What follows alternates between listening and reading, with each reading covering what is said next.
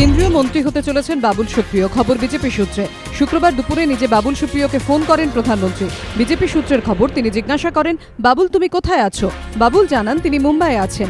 তখন প্রধানমন্ত্রী বলেন, 9 তারিখ সকাল 10টায় আমার বাসভবনে এসো, তোমাকে মন্ত্রী হতে হবে। যদিও বিজেপি সূত্রের খবর, বাবুলকে কি মন্ত্রী করা হবে বা কোন দফতর দেয়া হবে তা নিয়ে কিছুই জানানো হয়নি। বাবুল সুপ্রিয়কে এ ব্যাপারে জিজ্ঞাসা করা হলে তিনি এখনই কিছু বলতে চাননি। রাজ্যের জুট শিল্পে সংকট অব্যাহত। ইউনিট বন্ধের জেরে উত্তপ্ত ভদ্রেশ্বরের ভিক্টোরিয়া জুট মিল। ম্যানেজারকে বেধড়ক মারধর, মিলে ভাঙচুর। সম্প্রতি 21 জনকে সাসপেন্ডের প্রতিবাদে কাজ বন্ধ করে দিয়েছিলেন হুগলির ভিক্টোরিয়া জুট মিলের শ্রমিকরা। তার কয়েকদিন কাটতে না কাটতেই শনিবার সকালে কারখানায় গিয়ে শ্রমিকরা দেখেন মিলের হেসিয়ান বিভাগে ঝুলছে সাসপেনশন অফ ওয়ার্কের নোটিশ। এরপরই বিক্ষোভ দেখাতে শুরু করেন শ্রমিকরা।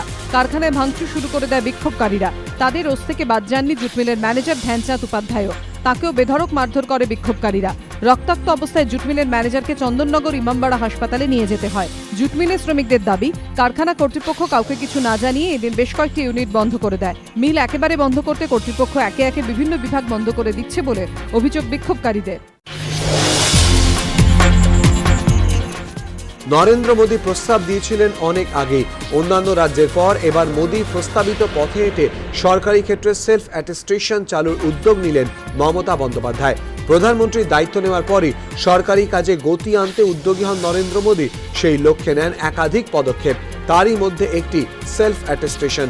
গত জুন মাসে বিভিন্ন মন্ত্রকের সচিবদের দেওয়া বার্তায় প্রধানমন্ত্রীর দফতরের তরফে বলা হয়, গেজেটেড অফিসার কিংবা ম্যাজিস্ট্রেটকে দিয়ে কোনো নথির প্রতিলিপি অ্যাটেস্টেড বা প্রত্যয়িত করাতে একদিকে যেমন গরিব মানুষের টাকা নষ্ট হয়, তেমনই দেরি হয় কাজে।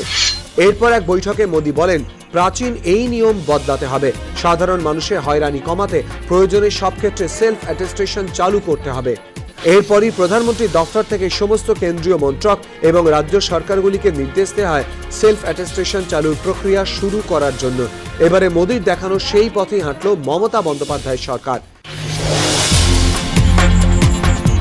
সামনে পুরভোট, তার আগে ফের সস্তা জনপ্রিয়তার রাজনীতির পথে হাঁটতে চাইছে তৃণমূল। পুরসভা সম্পত্তি করে ছাড় সংক্রান্ত একটি সিদ্ধান্তের প্রেক্ষিতে এমনই অভিযোগ করছে বিরোধীরা।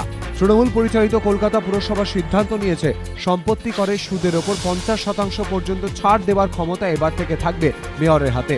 রাজ্য সরকার সবুজ সংকেত দিলে মেয়র এই ক্ষমতা প্রয়োগ করতে পারবেন। এতদিন পুরো আইনে এমন কোনো সংস্থান ছিল না, তাহলে হঠাৎ কেন এমন সিদ্ধান্ত? বিরোধীদের দাবি, এর নেপথ্যে শাসক দলের ভোট রাজনীতি।